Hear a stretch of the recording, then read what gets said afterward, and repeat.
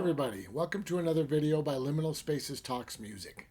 So today we are talking about a Hawkwind album because of course it's Michael Moorcock week over on Liminal Spaces, where we've talked about a novel of his called The Final Program, and of course the film that was made out of the novel, also called The Final Program. And that gave us the idea over here on Liminal Spaces Talks Music to talk about Hawkwind because, of course, oftentimes Michael Moorcock would write poetry for Hawkwind and speak poetry on stage during their live shows. So it's kind of a fun tie-in to talk about Hawkwind on this channel. So Chris already talked about their more early era back in 71 by doing that live show. So I'm going to talk about an album from 77 called Quark, Strangeness, and Charm. It came out in 1977. It was fairly successful. It was on the album chart in England for probably 8 weeks, I believe, and it peaked at number 30. It's their 7th studio album, and they'd gone through member changes, of course, over this time. If you ever get to see a history of Hawkwind, some kind of documentary or something just about the band and its evolution, I highly recommend that you check it out. There are some pretty insane stories for this band. Honestly, seeing a lot of it reminded me of Spinal Tap, to be perfectly honest with you. They have a crazy history, and because of the drugs and that rock and roll lifestyle that they were living, they get put into some pretty interesting situations. They are absolutely worth checking out, no question. I do recommend this album personally. I know, of course, it's impossible to recommend something to someone that you don't know, because I don't know anything about you, so I don't know whether you'd actually enjoy this or not. So I'm going to try to give you a lot more information about it, but I do want you to know that the quality is high. If this is something that you can enjoy, which we'll find out as we talk, then I do really believe you will enjoy this. So this album is more poppy than previous releases by Hawkwind. It's actually taken me a while to try to figure out how I want to explain the sound of this album. It is kind of hypnotic, honestly. It's a very mellow, almost overproduced sound. I know that's a strange thing to say about Hawkwind because we just assume it's just recorded in the garage in one take and they're done. But this is very, very well produced, which generally is not my favorite thing. I like a bit of rawness in a recording session. This album does not have that at all. It is pristine, but it is an enjoyable listen. I do believe that because they come from such a strong drug culture, they probably would prefer that you drop acid or something like that to listen to this album. I think it would probably enhance the listening experience. I don't do that personally. I tried it once many years ago when Disintegration came out. I've never been a big fan of The Cure's Disintegration. I just don't enjoy the album. It's way too long. It's way too the same. It's just not that good, I don't think. But one time, one of my friends said, you should try it this way. And we gave it a try, and I did not have a good experience. I didn't enjoy it at all. But I must say, for the brief moments that I could actually focus and listen to the album, I thought it was pure genius, right? And honestly, that kind of freaked me out more than anything because I don't feel like it's that good. And if drugs are going to make me think that it's good when I don't think that it's good, I don't know. The whole thing was just kind of a mess. But if that's the kind of thing that you're into, I think this album really can go well with that type of approach. I would recommend that you kind of listen to it a little bit before you do that, just to find out if I'm completely off base, right? I don't want somebody to have a really horrible situation because I've never done that with this album, and I don't know. I just feel like that's the kind of vibe that the album gives me. But I do really enjoy it. The songs are really catchy. Like I said, the production value is very high. All the instruments are very crisp. You can hear everything. And it just creates this really kind of mellow, positive atmosphere. Normally, the kind of music I listen to is very aggressive with lots of kind of angst and anger. But this, it's just relaxing. Like, I would honestly consider this to be really wonderful background music. There are a couple instrumentals on it, but it's not like the whole thing is instrumentals. These are pop tunes, but it is very, very good. It has kind of an 80s feel, which is really neat for 77. Obviously, because it's Hawkwind, it's space rock, so there's a lot of science fiction references. We'll go over that a little bit when we get into the lyrics, and that creates this really kind of fun, weird atmosphere. One thing I will say about it is I wish the music was a little bit stranger than it is. The music is so straightforward. At times I really feel like it contradicts the lyrics that you're hearing. And I'll point that out as we go through each song individually. But overall, I think this album's really good. If the things that I've mentioned about this album appeal to you, if those are the types of albums you think you could enjoy, I think this is really a great album, and I think you really would like it. Either way, I'd give it a listen just so you can say that you did experience it once, because it's very interesting and very cool. I do personally like the 71 live album better because it's a lot more aggressive. And I also believe that if we could see a Hawkwind show from this time period, there's lots of recordings. Of course, you can hear recordings from this time period, which is very cool. But I do think seeing them do this stuff live, I think would have enhanced it a lot. I think they're a live band. I think that's the best way to experience Hawkwind. But this is a good album. Definitely worth giving a listen. So Spirit of the Age is track number 1. Robert Calvert has taken over the lead singer role for the band at this time. He was the resident poet for Hawkwind back in 1971. And this first tune, Spirit of the Age, he actually took a couple of those old poems that he'd written back then and just kind of put them together as verses for the tune Spirit of the Age. It's a really, really neat, catchy tune. They do this really great thing where they've got this Morse code machine tapping out SOS. So you get this beep, beep, beep, beep, beep, beep, beep, beep, beep, just kind of placed throughout the song, which is really cool. There's these dark samples that are running underneath. The music itself is kind of bright, kind of happy. They have a violin on the album, which is really good. But having these neat, dark undertones and these interesting sounds, I think really enhances the kind of poppy music that they're doing, even though I do feel like at times it is a bit of a contradiction. I think in this case, for this tune, they work very well together. I do enjoy this one a lot. One very strange thing about this tune, and I think about Robert Calvert in general, is he has a very interesting sense of humor, especially about science fiction. One of the verses of this tune is about, I believe, an underage boy who leaves Earth. And because they're traveling so quickly, time is passing faster back on the planet Earth than it is passing for him. So his girlfriend, when he leaves, who's also underage, he calculates by the time he's singing this song is about 60 years old. And by the time he gets back to planet Earth, she's going to be long dead. But he had an android replica of her made, but it was made like her back at her age. So he has this android with her who's an underage female that he is having sex with. And he brings that up. And the first time I heard this, it was very shocking to me. So I just want to let everybody know that he doesn't go into any details or anything. The only thing he says about it is the android is broken so that when they make love, it says somebody else's name.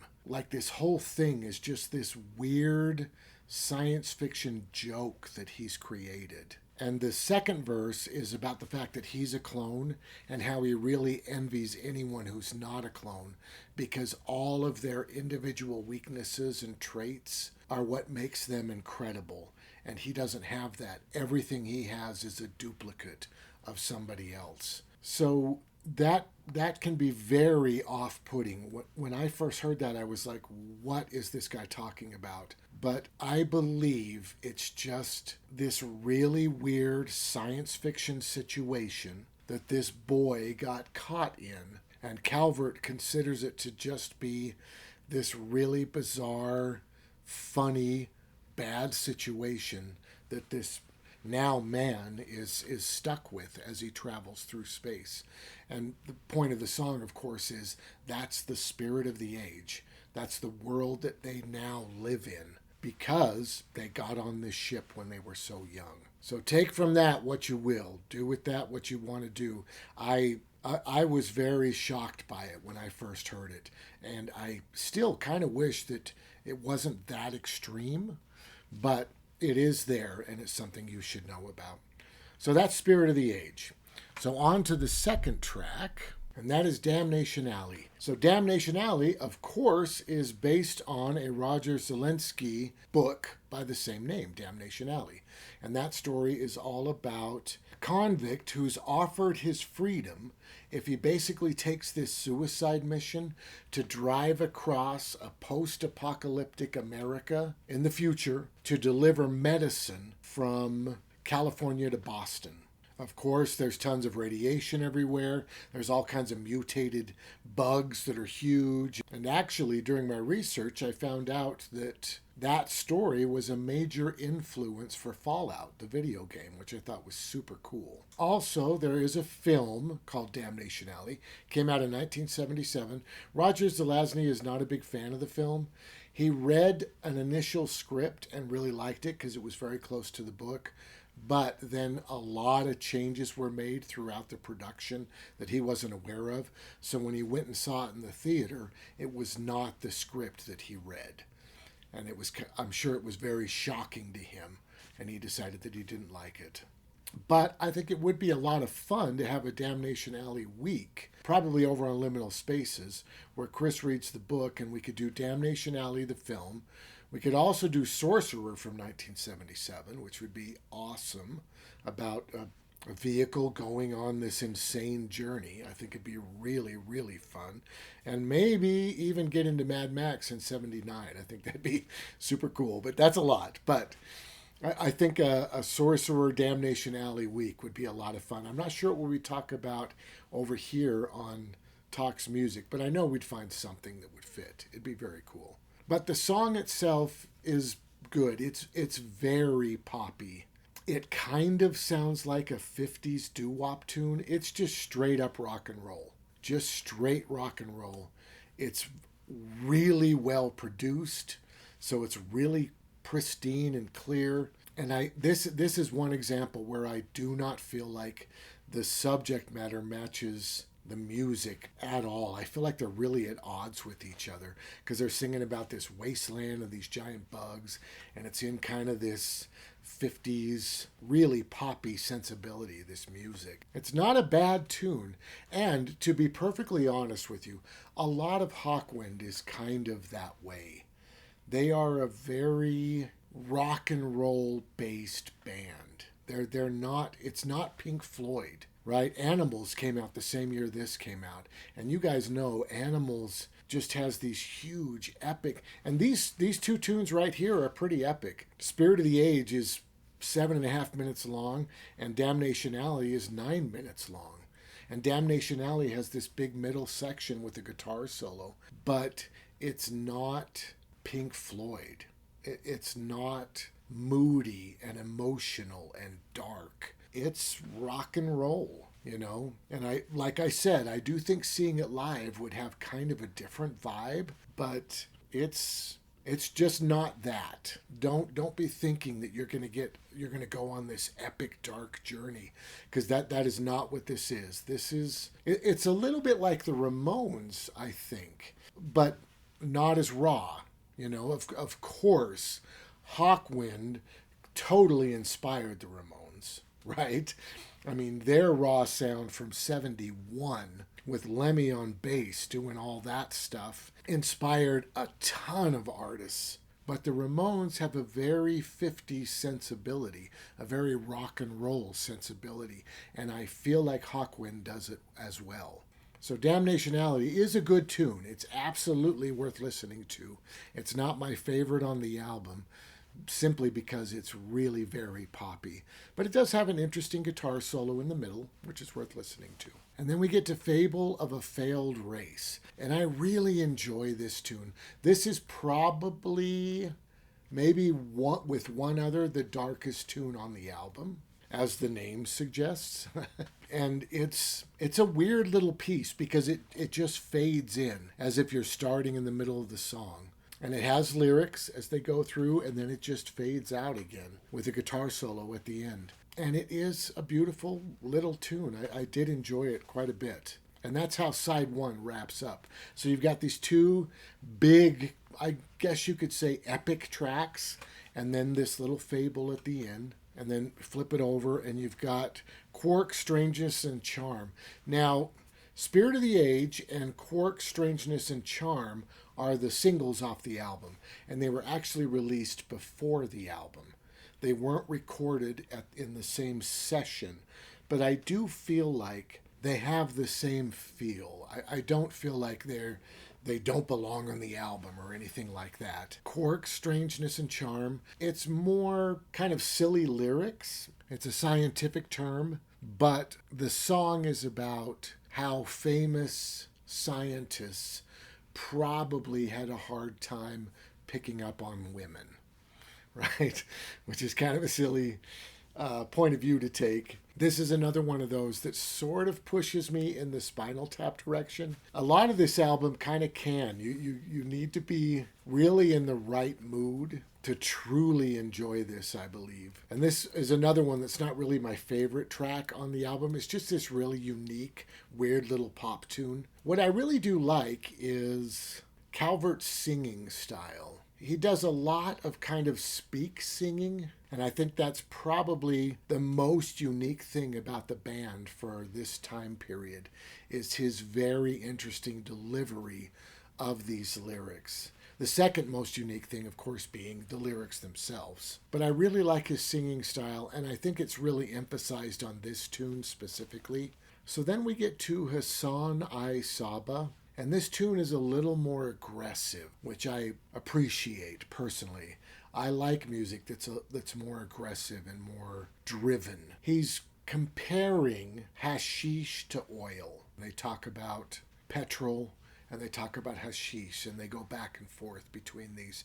And it's a little more chanty and a little more driving. The drums are more driving. I feel like this is a little bit darker. Honestly, this kind of sounds a tiny bit like the Dead Kennedys to me, which I really appreciate. I think that also Jella Biafra has that sort of speak-sing kind of thing going on, and I really think it works in this tune. This might be one of my favorite on the album, and I know they play it a lot live, which is cool. I think that hearing this live would be a really neat thing. All right, next we have The Forge of Vulcan. So this is an instrumental, and I did enjoy this as well. I was talking about earlier with Fable of a Fallen Race that it was really dark. I feel like this is the other tune on the album that's dark like that. It's got this really interesting approach where they literally have an anvil on stage and a person hitting it with a hammer as part of the rhythm section, which I think is really, really fascinating. Now, the production value in this is really, really smooth, like I've been saying. So it isn't epic in this specific version. It's just part of the mix. But I can imagine seeing them live and having the drummer get up and pick up this big hammer and, I don't know, maybe go up on a platform behind and a spotlight comes on and there's this big anvil there, I think it'd be wonderful. And once again, not trying to go into Spinal Tap territory, but it could be really epic, and the music is really good. It's just so polished on this. It's very interesting. It's an interesting listen. I really did enjoy it. This tune specifically I liked. I liked a lot. And I really would like to have seen it live. I think it'd be incredible. So then we get to what is basically the last track on the album. It's called Days of the Underground. And this is a rock pop tune. This is a lot like Damnation Alley, really. It's just rock and roll. And he's singing about the past, about all the band members from back in 71 probably, or it's just kind of a reminiscent rock and roll tune, which is good. I like it. It's got an interesting chord progression, which I really enjoy. It's a cool little tune. It's just rock and roll, but it's a good one. I do like it. But at the end, it fades out. It fades down to just the rhythm section, basically. The guitar fades out, the singing fades out, all that goes down. And then it fades back in for about another 50 seconds, I would say. And they actually gave that fade in another name. They called that Iron Dream. And of course, Iron Dream is the name of another famous science fiction novel by Norman Spinrad. And it sounds a tiny bit like Gustav Holst's Mars. I listened to Gustav Holst's Mars, of course, and I can tell, especially right in the beginning, the chords that are used are basically the same as this. But the freaky thing about this is these are the same chords from Days of the Underground. This is the end of Days of the Underground. It's slightly different, which of course you'd want it to be. You'd want, if you're going to fade back in, you want it to be just subtly altered, just slightly different. But I don't feel like this last 50 seconds is like this epic treatment of Mars. You know what I mean? It's really just the end of that song. I know that live, in my research that I was doing, I read that they have another song about Mars, and they would often use this ending as kind of a climax to that piece. So I do feel like live, this was a lot more than what it is on the album. On the album, it really just is the end of Days of the Underground. So I don't really feel comfortable even calling that a track, to be honest with you. It's cool, it sounds good, just like Days of the Underground does. It's a neat little thing, but it all just fits together. It feels like just the same song, to be perfectly honest. And that's it. That's the album. I think it's really enjoyable. I think the more you listen to it, probably the more it'll catch on for you, if you can enjoy this kind of early 80s. I don't want to say new wave because it's not angular like that. It's so pristine and well produced. But just as a rock album, it is very interesting and very cool, especially for 77. I really appreciate how early it is for that type of music. I think it's definitely worth checking out. All right, thank you so much for watching. I hope you enjoyed this. If you did, please hit the like button. If you want to see more like this, make sure to subscribe. We already have some, and we're going to have a bunch more coming. And have a great day.